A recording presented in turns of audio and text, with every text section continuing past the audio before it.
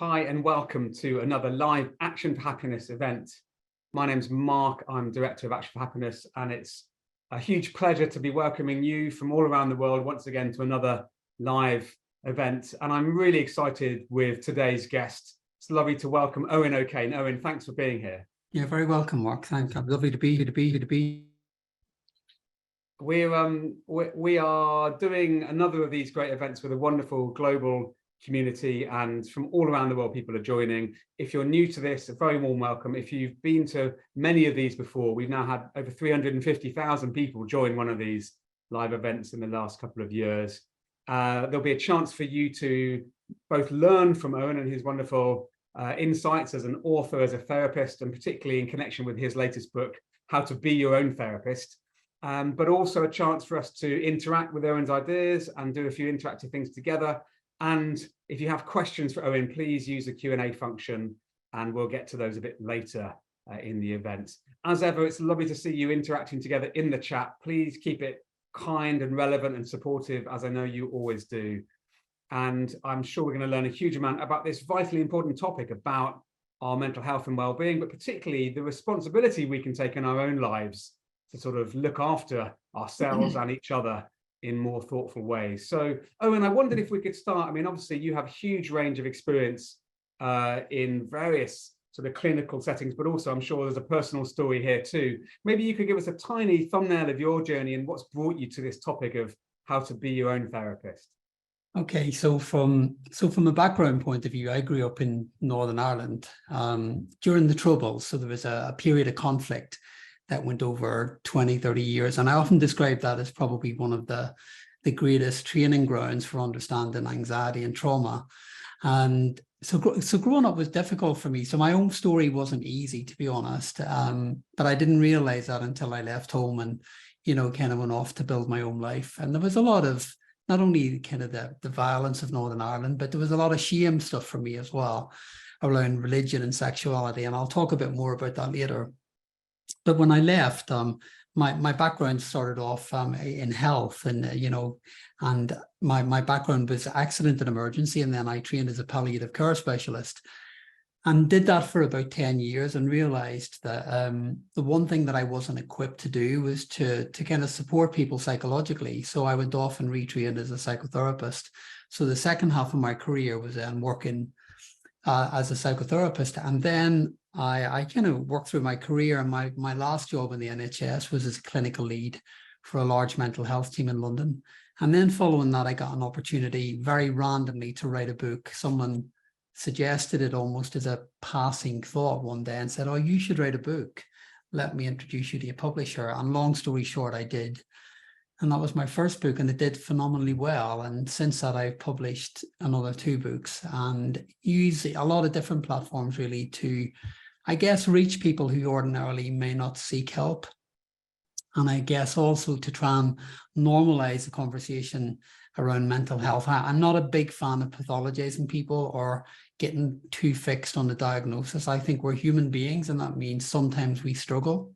So what I try to do is to normalize struggle and to kind of humanize the fact that to be a human is to struggle, and that isn't a bad thing, and we can often transform it in really powerful ways. So that in a nutshell is a kind of bullet point journey through my career. Thank you, and it's obviously shows how much relevant knowledge you have here. But I think what I love about what you said there is this point about the fact that we all struggle. That's certainly what I see in this Action for Happiness community, that a unifying thing is that we're all human beings and we're all dealing with this complicated journey of life.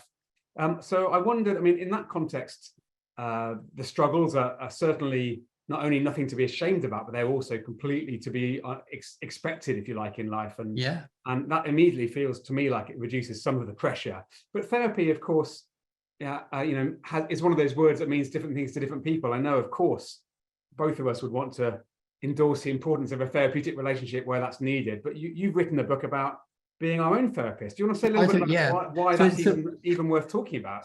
Yeah, I mean, it was a really interesting choice to write the book, and I had a lot of sort of, not conflict, but it wasn't an easy decision to make, because some of the advice I was given, I was told a few years ago never to write a book on therapy in the UK because it wouldn't sell. and it was a Sunday Times bestseller. So I kind of think that that says something about where we've moved. But the interesting thing for me was I wholeheartedly believe most people would benefit from having a therapist. I think it's one of those things. We crash land into adulthood, and very often we don't know how to manage the difficult thoughts or the difficult emotions. We're often not taught this stuff when we're younger. So I guess the motivation for doing it was, it is not a replacement. I should say that it's not a replacement for individual therapy. Sometimes people will need individual therapy, and that's really important. But I guess I'm very aware that a lot of people can't afford therapy. A lot of people are on long wait lists for therapy, so it's not accessible to everyone. So my argument was, look, I've got all of this experience under my belt. I can at least share some of that. And if it's a starting point for people on the road to recovery or the road to improving their life or whatever it is for someone, then why wouldn't I do that? Why would I keep it as a secret? And I think often therapists do that. We kind of hold on to therapy like it's a golden secret. And I also think I also talk about my own stuff. But again, as therapists, sometimes there can be a belief that we have to say almost robotic. And I think, no, I mean, we are, we have to deliver some of our own humanity. So that's kind of what I do in the book. I talk as an expert in the area I'm trained in, but I also talk as a human being. And I also use the experience of, okay, what did working with the dying for 10 years teach me about getting the best from your life? So ultimately for me, therapy is about hope. And I think if anyone listening in today is feeling a bit hopeless or struggling or feeling a bit lost, I really do hope the conversation leaves people feeling hopeful, because ultimately this is what it's about. I do believe most of us can be happier than we are because we get in the way of our own lives. And I think often we just need to understand where we get in the way. And that's really powerful for most people. I love that. And I think we'll come back to the theme of hope, I think, and I'm sure this is going to be a hopeful conversation. I'm looking forward to getting into some of your top tips and practical things we can do, but I wanted to just hold space for this group of people assembled here today before we do that. And maybe we could just lean into our struggles and normalize this for each other a little bit. So I would like to invite anyone who's part of this event, if you would like to, just to take a moment to think about, and then if it feels appropriate, to share in just one or two words, what's something that you feel that you're struggling with right now? Because as Owen has reminded us, we all struggle, and maybe it will be helpful to normalize that and just remember that this is really common to all of us. So if you'd like to put in the chat just a few words, I'll read a few of these out. Estrangement, grief, teenagers, family health, anxiety, stress, getting old, life direction, PTSD, work, feeling overwhelmed, boundaries, decluttering, uncertainty, dead-end job, grief, multitasking, relationship with my mother, overthinking, lonely, addiction, money, long-term health condition, trauma. I mean, I'm going to pause there, Owen, because that's already the whole of life's myriad complexities. Absolutely. And that's the sort of stuff that I come across every day. That's the stuff that I see in clinical practice, or if someone messaging me, if someone comes to me on Instagram or, any of the kind of social media platforms, that's the stuff people talk about. So in a nutshell, if we were to kind of summarize all that down, people are struggling with life. They're struggling with loss. They're struggling with their mind, and they're struggling with uncertainty. If we were to encapsulate what the key struggles are, and within all of that, there will be a variety of, ups and downs, and that might be increased anxiety levels. It might be reduction in mood. It might be struggling to cope. It might be feeling a bit overwhelmed. But this is what happens to us as human beings when we struggle. And I guess really part of what we can talk about here tonight is, how you can get on top of some of that stuff and how you can manage it. Because the one thing we all share is we all share the fact that we have a brain. And sometimes that brain doesn't function the way we need it to. We all share the fact that we're human beings and we have emotions that are sometimes quite difficult and quite complicated. We also are human beings, so that means we have behaviors that sometimes work well for us, but sometimes work against us. So what I try to do is that within all of these struggles, and I'd really encourage you all to stay with me in this here, whatever the struggle is, there's going to be relevance in what I talk about. And actually, there's probably going to be an awareness that you have way, way, way more control and more choices than you realize. Because the easiest thing to do, and I'm going to be really honest about this, I would say probably the majority of people that come into me in therapy, the majority of people I've met in my entire career, they will come in and they will say, I'm really struggling. And 95% will say they are struggling because of their past, things that have happened, people that have treated them badly, stresses and struggles in their life. And that's very, very understandable. And I'm not saying that that's wrong. These are going to be massive contributory factors. But I've rarely met anyone who's come into therapy who has sat down and said, I'm struggling because of how I'm managing and how I'm dealing with my life. Most people don't do that. And I think that's where we get lost a little bit, because actually often we can't control the external events. We can't control other people's behaviors. We can't change what's happened in the past, and we have no control over what's coming next. But the one thing we do have control over is how we respond. So I think the most empowering thing I can give, and what therapy can give, is giving you the control to empower you how you respond to all of these difficulties. So either it's grief or loss or anxiety or low mood or trauma, you have the power to respond in a way that's going to be more helpful than you realize. Thank you. I think what you said there just encapsulates it so beautifully. And I just wanted to pay tribute to people who are still sharing in the chat things that are going on for you. Thank you, people, for being so open. Owen, I know that as well as coming on to some of the things we can do about changing how we respond to these situations, there are also some quite simple things we can do about how we relate to them physically. Is there a little exercise you can maybe take us to help us? Yeah, no, absolutely. Our feelings to our physical body as well.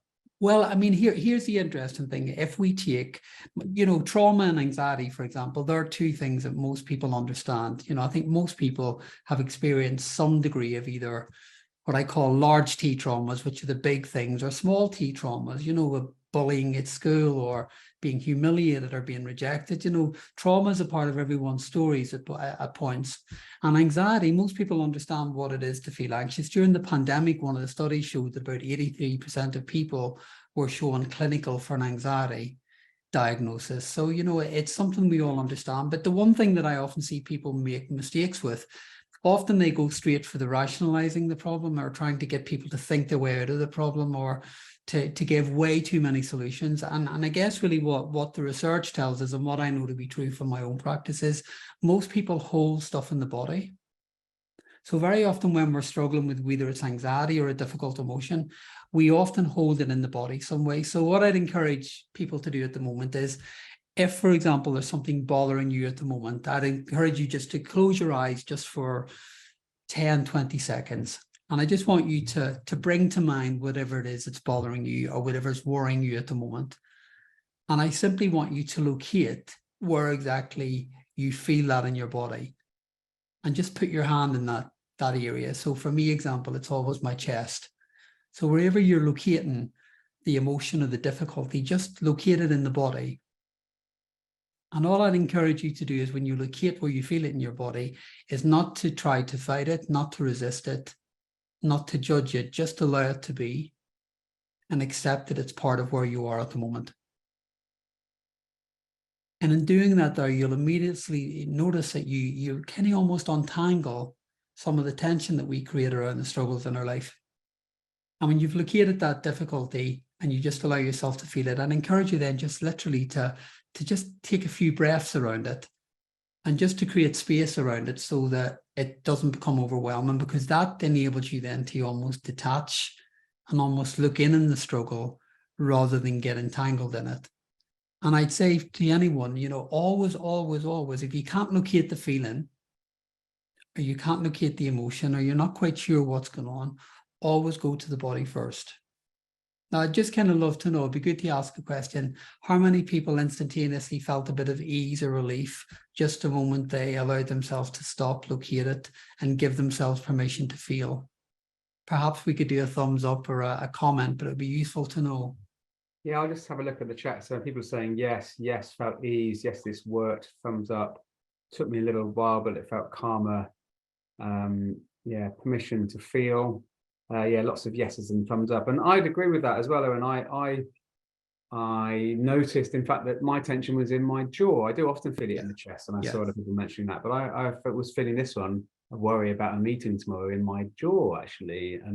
But also that awareness, and then the breathing around it, as you did, was really helpful. So thank you. Yeah. And one thing to say about that as well is, even with anxiety, that's quite a powerful thing, because, you cannot think your way out of an anxious state when the human mind is in a state of alarm. And it very often is. it's very, very difficult to rationalize your way out when you're in a state of alarm.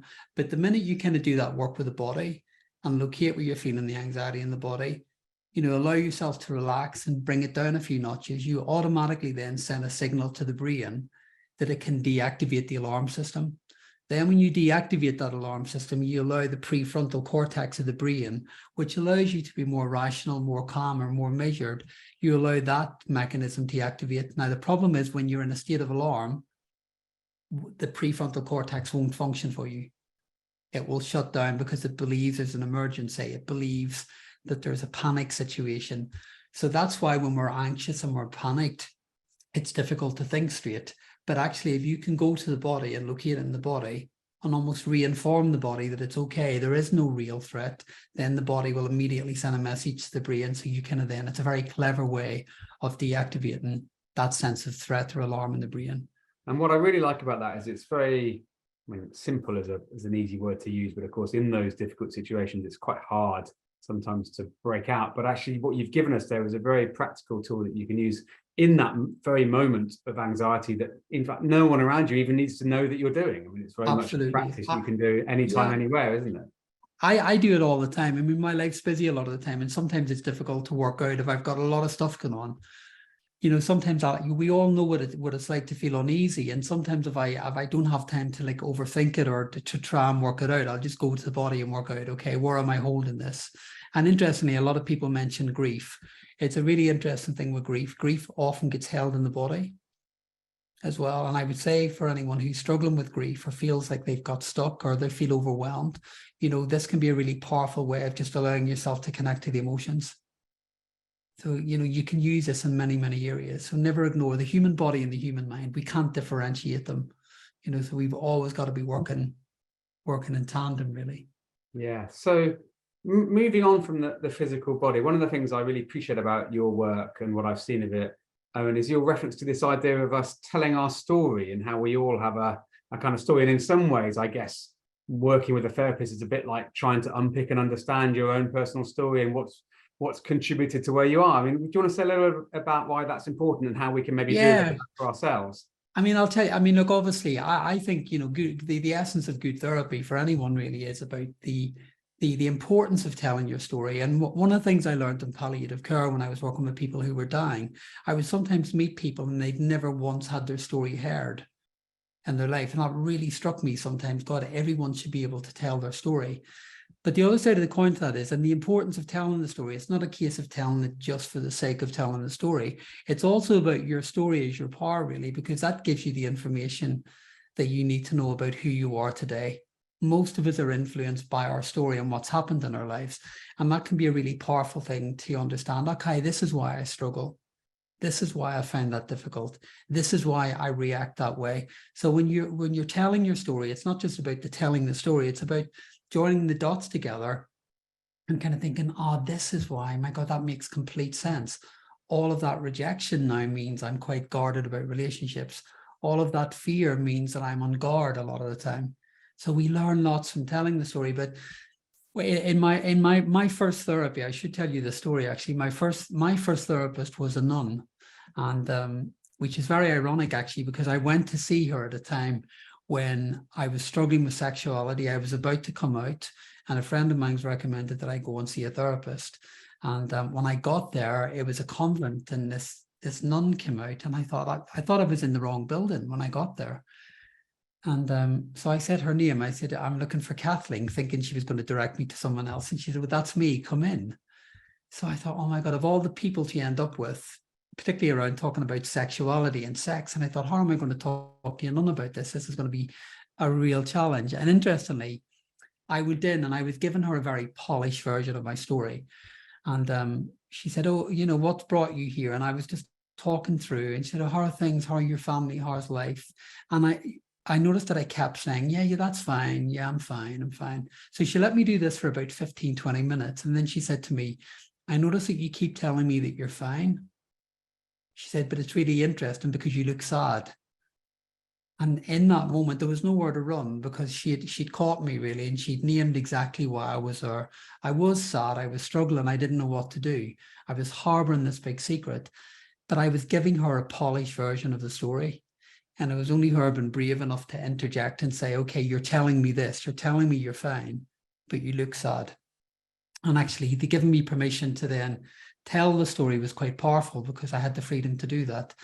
And I guess really in that part of the book, the first half of the book is Kenny almost teaching people, how do you tell your story in a skillful way, where you can extract what you need from it, where you can make decisions of what you can let go of, because that's such an important thing. So many of us cling on to stuff that's happened a long time ago, and actually it disempowers our lives.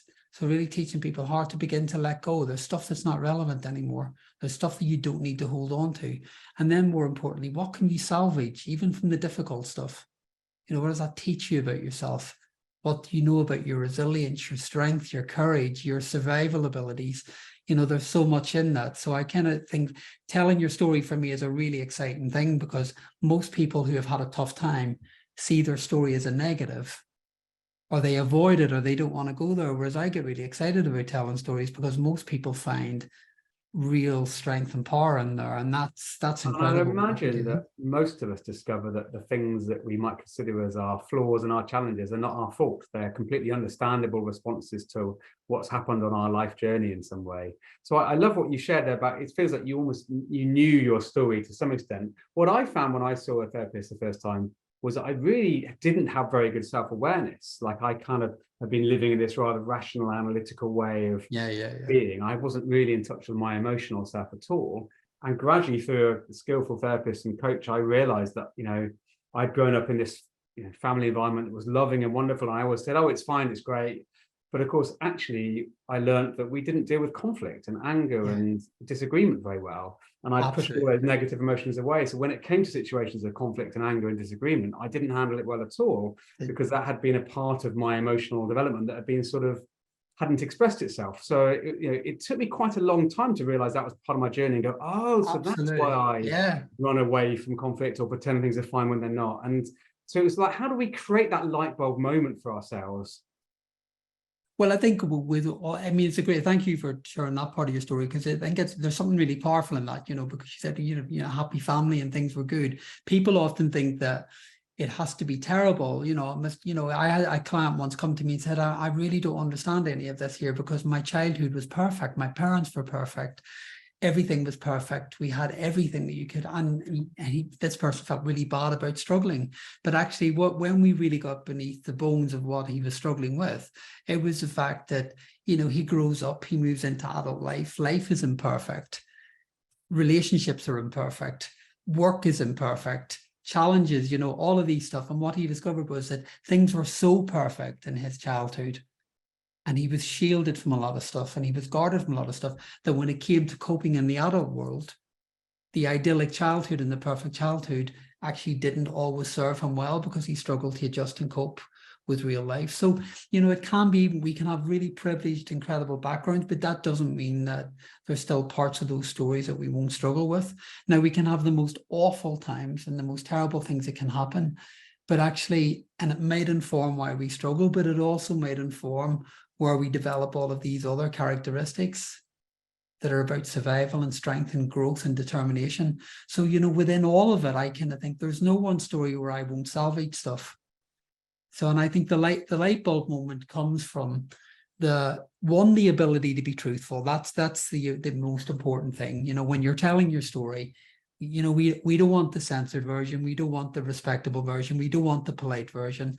I think it just has to be raw and brutally honest and truthful, because within that, you'll find the real stuff. And I think then it's also about not being ashamed of it and not judging it or not giving yourself a hard time. You know, it's the one thing that belongs to you, and it's the one thing that you should take pride in, even if it's been imperfect and it's been difficult. And I think for me, there's with the light bulb moments get permission then to happen. I think if you can approach your story in that way. And I guess Monica saying in the chat that it's liberating to do that as well. I think that's a really good word. Owen, we've talked about locating difficult emotions in our body. We've talked about the kind of big picture of thinking about self-awareness and our story, but I know you've got loads of really practical tips that we can use in terms of sort of being more of a therapist to ourselves. Do you want to go through some of your favorite tips for practical things people can do?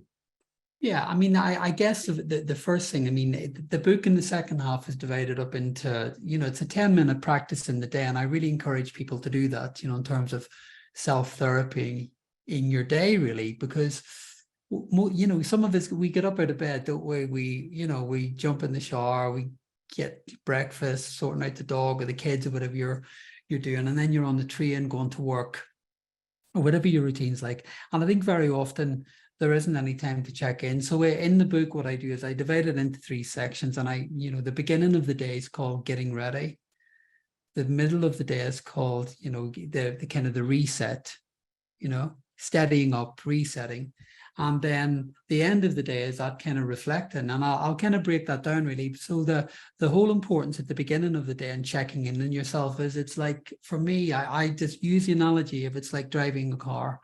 When you get into your car, you will always do your checks. You'll look at the mirror, you'll put on your seatbelt, you will make sure that it's safe to drive off. But often we don't check in on ourselves. We don't work out, okay, what's going on in our mind? How am I thinking today? What's my emotional state like? What might I need today? Because when you do that checking in yourself, you can then make decisions about the adjustments that you might need. Or, if you discover that you're in your head, or you're overthinking, or you're highly anxious, then it might be okay. Well, before you set off into your day, it might be important to ground and settle and turn the noise down a little bit.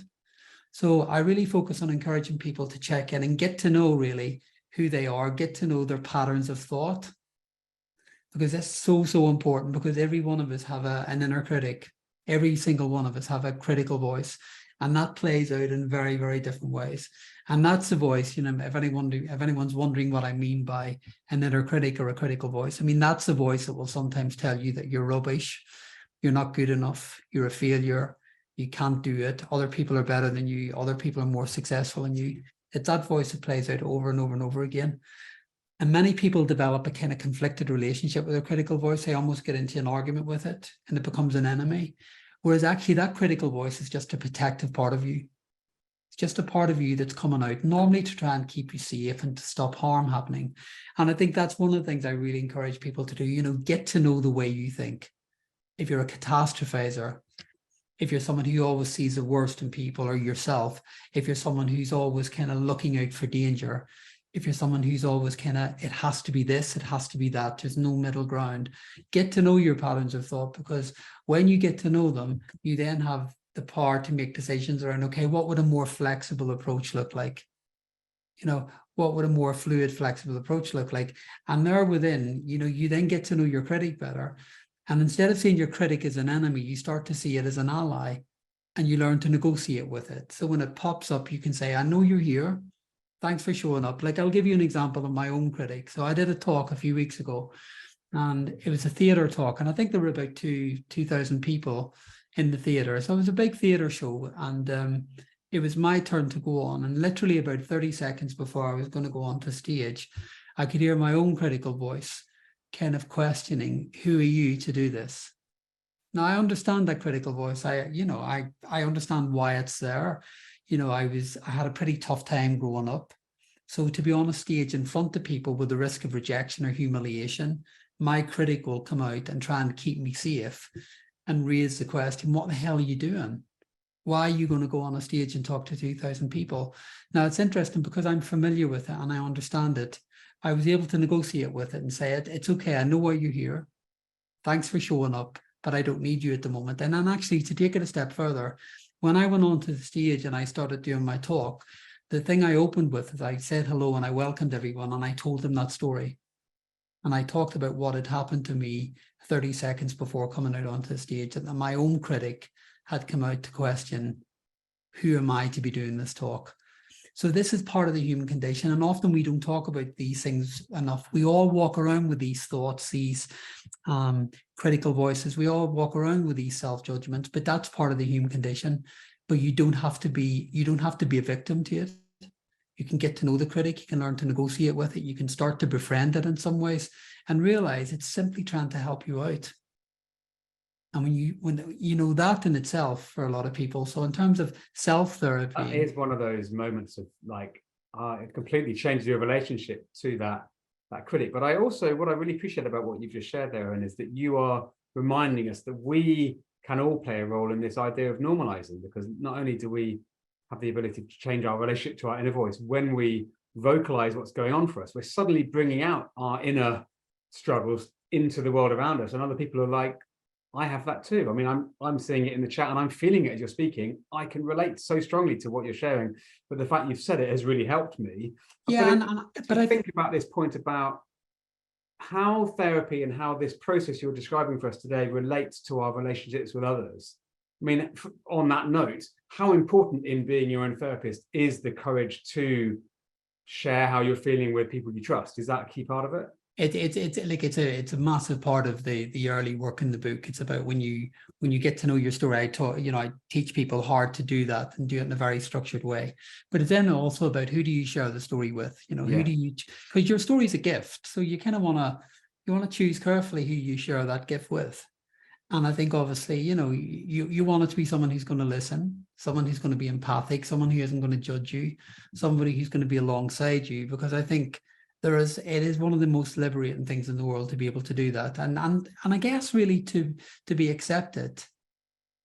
I think that is one of the most, as human beings, I think one of the most misunderstood, now I don't like talking about diagnosis a lot, but one of the most misunderstood symptoms around depression, for example, is loneliness. We never talk about loneliness as a symptom of depression, and loneliness is always linked to disconnection. So this telling your story, but, trusting another human being and connecting with another human being, I can't emphasize how important that is for everything, really, for anxiety, for mood, for, grief, loss, trauma. Connection is one of the things that really brings us alive. And I know sometimes when you're struggling, it's the last thing you feel like doing, because, like the anxiety might say, no, hide away. If you're feeling low, it might cause you to think, oh, I'm just going to withdraw. It's easier. Or if you're in a very critical state of mind, the critic might come out and say, who's going to want to be with you feeling like this? But it's almost about working against that, because when you're with another human being, human beings get human struggle. That's the thing. I mean, I guarantee now everyone in the conversation today, if I'm talking about a struggle or you're talking about a struggle, most people will get it at some level, because it's the one thing we all share in common. But of course, we live in a world where everyone's talking about how great things are. You go onto Instagram, it's beautiful and lovely, and everyone looks incredible, and everyone looks like they're having an amazing time. But that isn't the reality. It's a fallacy. We need places that are authentically connected. And what I really appreciate about the community here and the chat that I'm seeing here, people supporting each other, is it's got that vulnerability combined with that compassion and kindness and wisdom. And so I'm really enjoying the way in which people are responding to what you're saying. But also, if you'd like more of this, folks, we have an Action for Happiness app where we have a community of over 200,000 people that are sharing daily actions and ideas in a sort of safe, authentic and supportive space. So, obviously what Owen's encouraging us to do is to speak to individuals that we trust. Face-to-face is, of course, fantastic, but also in these online spaces, we can get some of that sense of sharing and connection. Yeah. On that note, actually, Owen, with Action for Happiness, of course, one of the things we've learned and encourage is that little actions can make a really big difference to our overall health and well-being, and actually kind of this ripple effect around us. How important do you think some of the basics are around, exercise and nature and food and sleep and that sort of thing? I mean, okay, for me, they're an absolute, pardon the pun, but they're a no-brainer. I mean, I think I call them micro injections, because I think they're a really important thing. And often people think when it comes to therapy or changing their lives or moving forward, people often think it has to be astronomically big decisions or big things, but actually the small details are so important, because, people, you'll hear self-care talked about a lot. And self-care as a concept is tricky, really, because I think it conjures in a lot of people. When we talk about self-care, the number of times I've heard clients say, I'm not sure about that, because it sounds selfish or it sounds a little bit self-indulgent. So we have, as human beings, I think we have a very odd relationship with taking care of ourselves. But actually the bottom line is, and every piece of research that's been done out there would say, actually the self-care stuff and the prioritizing your own well-being is at the center of healthy mental well-being. And actually the healthier you are, then actually the people around you get the full benefits of you. So it's not a selfish act. But all of these things, I'm never overly prescriptive about what to do or what not to do. Most people know what works for them. But just to kind of run through what the key research tells us, we know exercise within, whatever you're able to do, we know that active movement is powerful. Chemically, it increases serotonin reuptake, it improves our dopamine. But also as well, if you think about trauma or difficulty or processing difficult emotions, there's something about the left to right movement of exercise. I trained in trauma therapy, and I trained in a model of therapy called EMDR. And the premise of that model is about, left and right brain. So you use rapid eye movements to help someone process a trauma. But the founder of that model discovered it when she was out for a walk one day, and she talked, her name is Christine Shapiro. She died there about 2 years ago. But she talked about it was on a walk, walking left to right, that she discovered that she found clarity. Because often when we're dealing with something and we're in movement, we're processing. And what we know is that left to right movement can actually help move material to a part of the brain where it's actually more helpful. Because often if trauma, for example, is stored in the wrong part of the brain, it's going to create a sense of difficulty in the here and now. Whereas actually when trauma is moved and put on, it's part of the brain called the hippocampus. And trauma essentially needs to be filed away there. It doesn't mean that it's forgotten, that you're getting rid of it, but you almost put it away like it's going into your library so that it's not dominating or dictating your life anymore. And things like going for a walk, and then, people might say, oh, that's really too simple. But these things can help us process and deal with our stuff. Getting into nature, every study out there shows that it has an impact positively on your mood. Taking breaks, the right food. We know a lot of research is showing that foods that are high in fat, foods that are high in sugar have an inflammatory response. So we know that there's a real connection now between inflammatory systems in the body and the mind. So, if we're eating the right foods, it's going to improve our mental well-being. The people you surround yourself with. I talk in one of the books about radiators and drains. If we surround ourselves with radiators, the people who lift us up, then we're going to be better supported. If we surround ourselves with people who are draining us, then we're going to struggle. So for me, really, therapy in essence is not just about the talking and telling your story. It's a reevaluation of your entire life. And this is kind of what this book encourages people to do. Not only just tell your story and craft out these moments in your day where you're properly taking care of yourself, but you're evaluating all of your life in a way that supports you best. And I think, for me, there's something really exciting about that, because the opportunities that then come after that are phenomenal.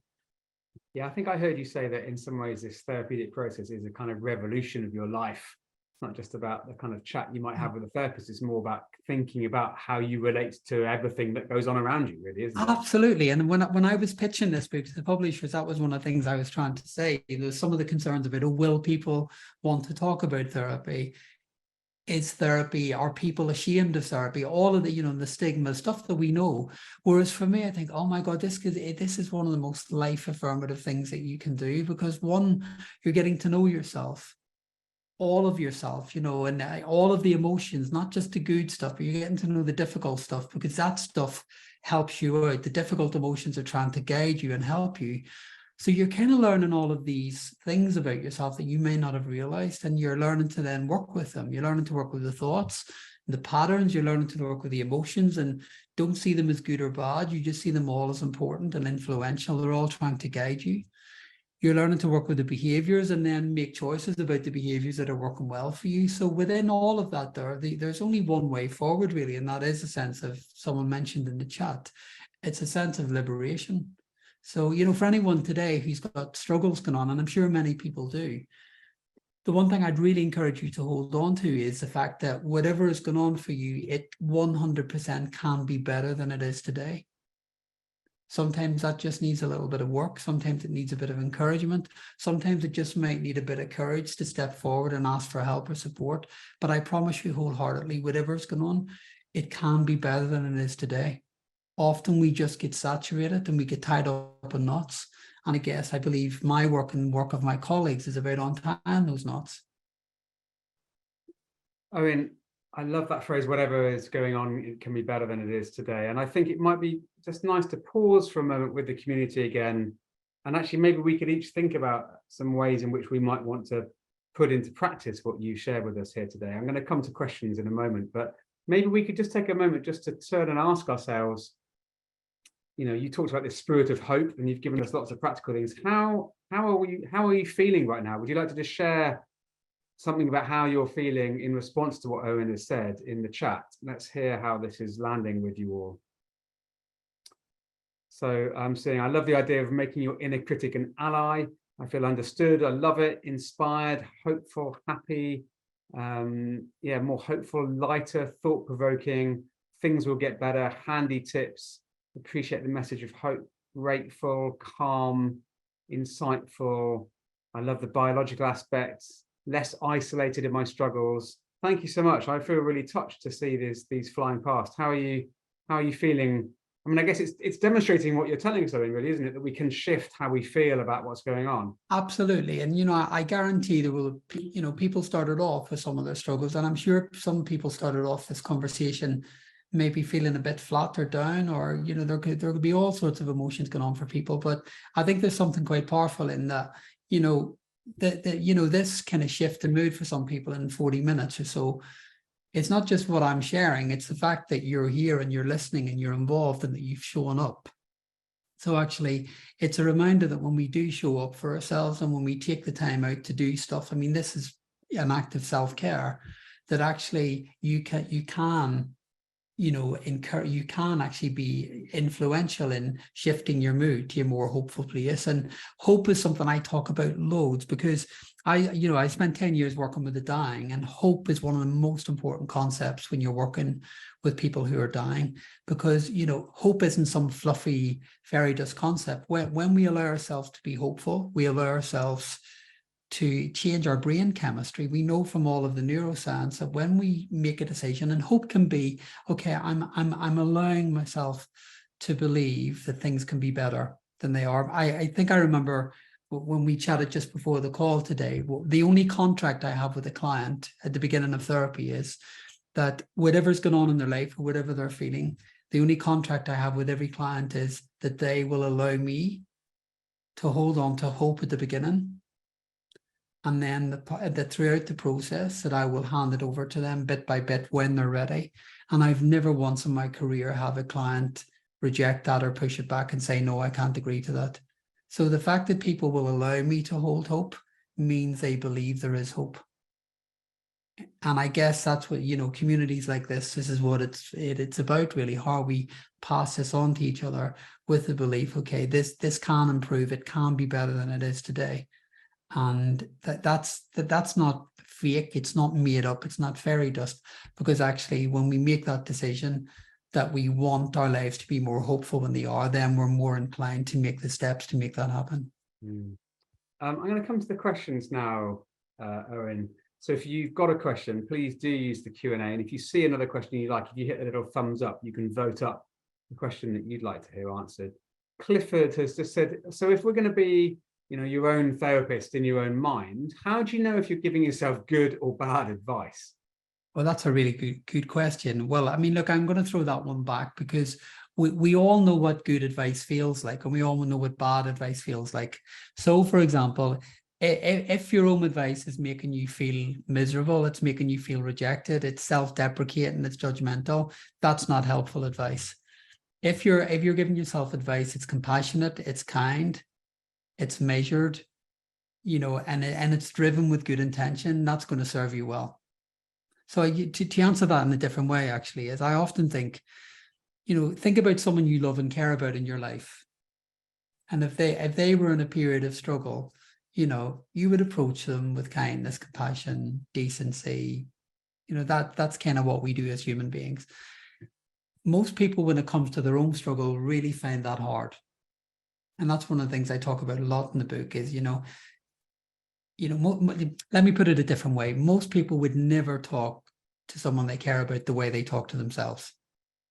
So if you can change that narrative and keep it focused with compassion and kindness and openness and flexibility, you're not going to go wrong. There's no bad advice when that's in the background. I think that's incredibly powerful advice. And I certainly found that I'm incredibly harsh to myself in the way I would never be to a loved one. I call myself an effing idiot and so on. And I've had to shift that. But the other thing that came up here in Clifford's question was that in my experience of having therapy, therapists don't actually give advice. They tend to ask questions and help you discover the answer. And I wonder if we can use that with ourselves a bit more, about like, it's more like self-reflection instead of telling ourselves what to do. It's sort of asking ourselves, how am I feeling about this? And why is this happening? And where is this in my body? And it's more reflective than instructive, if you like. Yeah, I think it has to be, because no therapist will have the answer. The therapist's job is there to kind of guide you and to kind of help unravel stuff. But actually, most people, in my experience, know exactly what they need to do. It's just sometimes, it's kind of almost like a process of decluttering.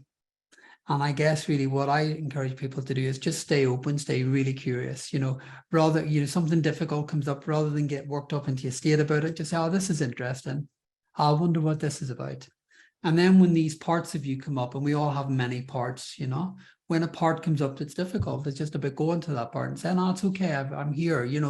We've got to remember that, many of our stories, we come from backgrounds where parts of us were suppressed or held down. Don't share that emotion. Don't do that. Keep that a secret, and often these parts are really suppressed. But often if you discover a part of you coming up, whether it's anxiety, fear, loneliness, doubt, when the part comes up, you allow it to be, you give it permission, and you're curious about the part, and you just allow it to be. And I think when we begin to do that with ourselves, then we find a lot more internal flexibility and a lot of internal freedom. Sorry, I know that's a roundabout answer to the question. But on the subject of sort of knowing what we need to do, Alex has got a great question, which is, my main struggle is sticking with things. I'm good at making plans to go forward with, but I can't stick to a plan. And then, oh, sorry, the question just jumped off screen. So how can I sort of, stick with something long enough to make significant changes and make it remain? Yeah, it's a good question, actually. And there's been a lot of research done around this as well. It's about, forming healthier habits and forming habits that serve us well, because very often, ironically, we find it easier to stick to the bad habits, because actually the bad habits often, normally, I don't really like using the word bad, but the unhealthier habits tend to give us a more shorter term sense of gratification. Whereas actually the healthier habits, like, committing to a diet or exercise or making a significant change in your life, they often take a lot more commitment.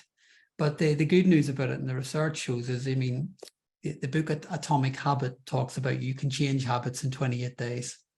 And I guess if you're going to change habits in your life, you need to know why you're doing that.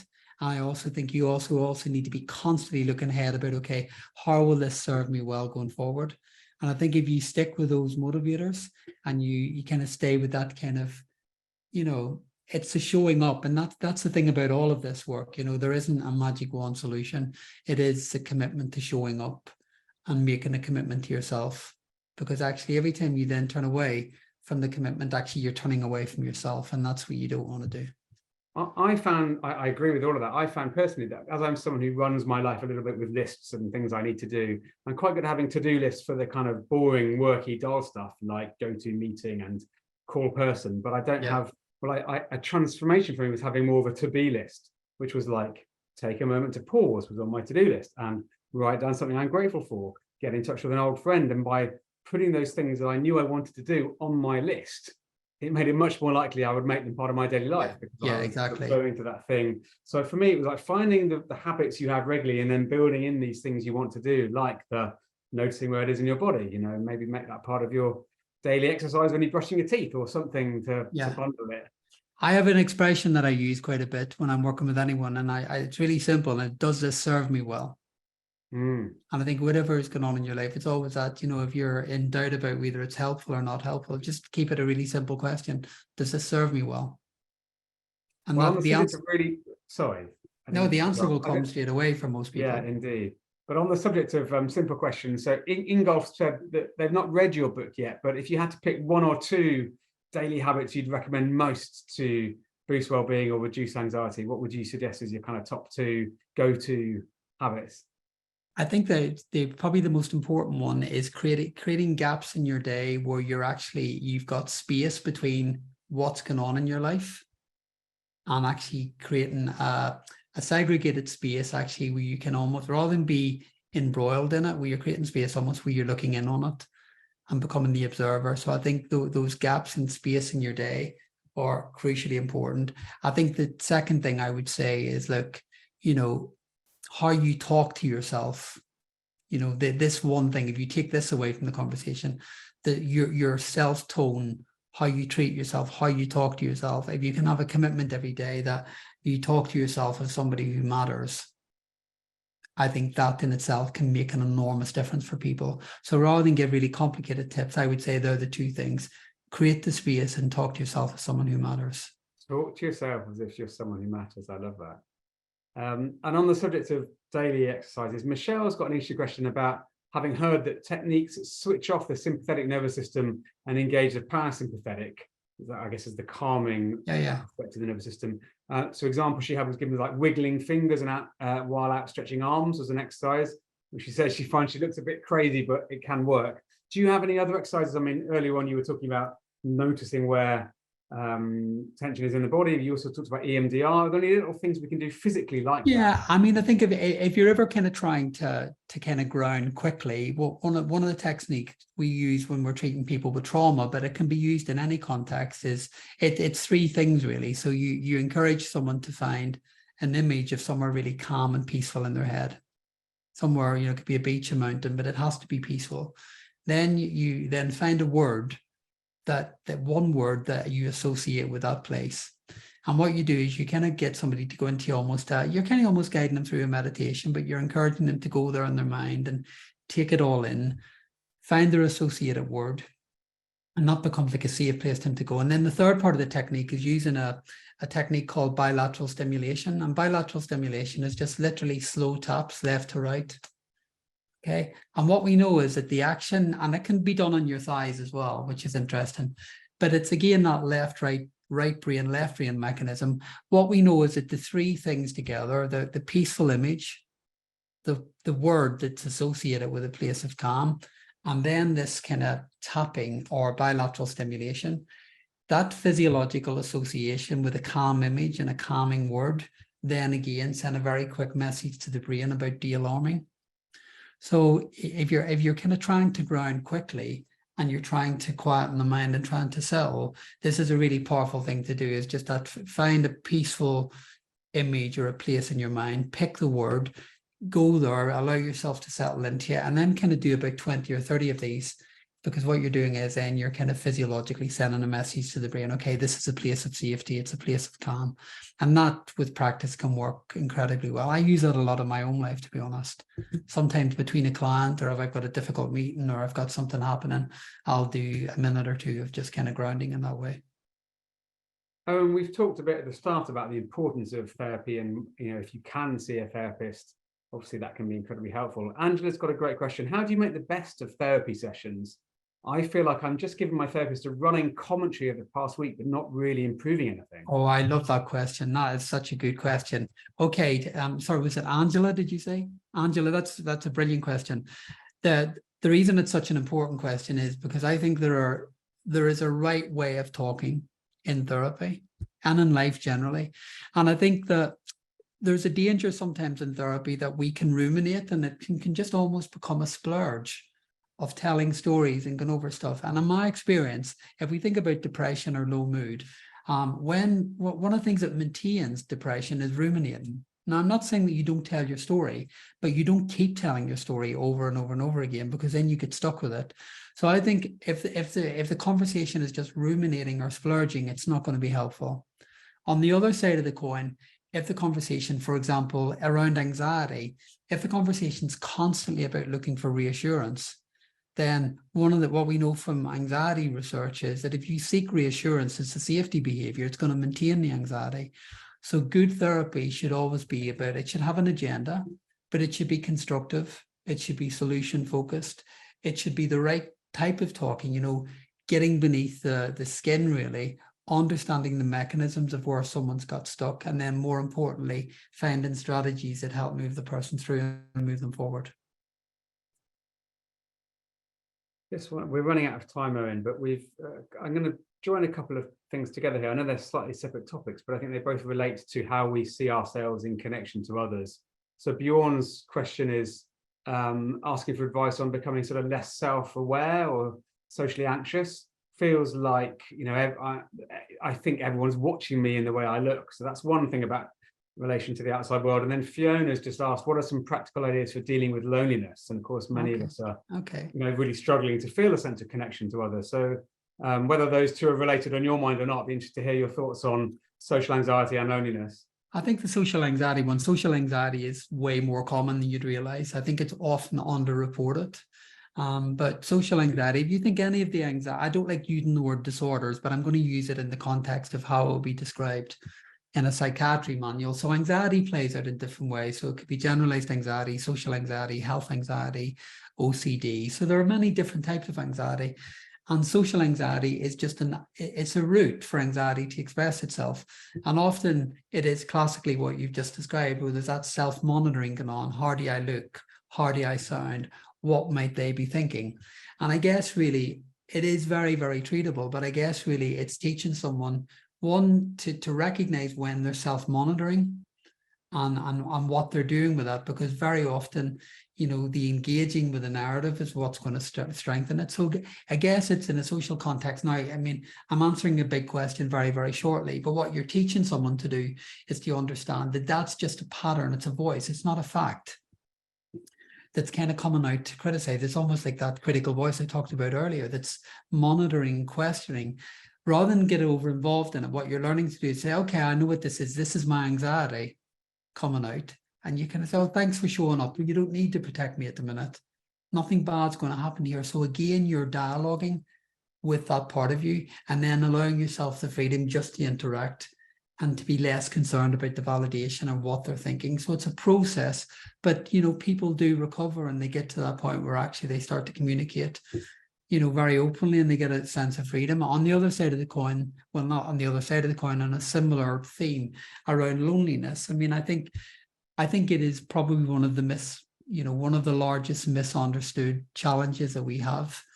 And I think many people suffer with loneliness, even in large groups and in crowds, and even people with, you know, larger social circles. I think loneliness is often about not only the disconnection, but not being understood. And I think it's about, you know, making those choices. I know certainly in my own life over the years, I've had to make choices about the type of people I want in my life. When I was younger, I had a much bigger social network than I do now, and I'm much more choosy about who I have in my life. So I think it's about finding your tribe, but it's also about having the confidence sometimes to bravely step out there and explore and fight, because there are, you know, wherever we are, there are places to meet people, there are places to connect. And sometimes it is just having the courage to go with that initial doubt or that initial, oh God, I'm not quite sure how this is going to work out. But actually, once you do it and once you repeat it over and over again, it can really help with a sense of connection. So sometimes it is about digging deep and being courageous. Well, I think I've seen a lot of courageousness in the chat here today and a lot of wisdom that you've shared. Owen, we're running out of time, and tomorrow, just to let everyone know, we're going to send around the link to this conversation and video, to the chat file and all the wonderful advice people have been sharing, but also to your book, to your website. And I know on your Instagram feed, you have lots of video content and ideas that bring a lot of this to life. So thank you for your time today, for sharing all of that thought, for all of your work. And thank you to everyone who's been part of this amazing community experience. Oh, and I wondered if you had a final thought you'd like to leave us with. I guess really, I mean, as cliched as this might sound, really, you know, life isn't what happens to us, it is how we respond. And I think it's always about create a perspective that's useful and helpful for you, because, you know, we got to remember when the human mind is in a period of distress, or when you're working through a period of distress, the human mind will create a very dark, sometimes catastrophic, awful view of what's happening in the world. And often it is a case of, you know, making that decision, okay, what would a healthier perspective, what would a more helpful perspective look like?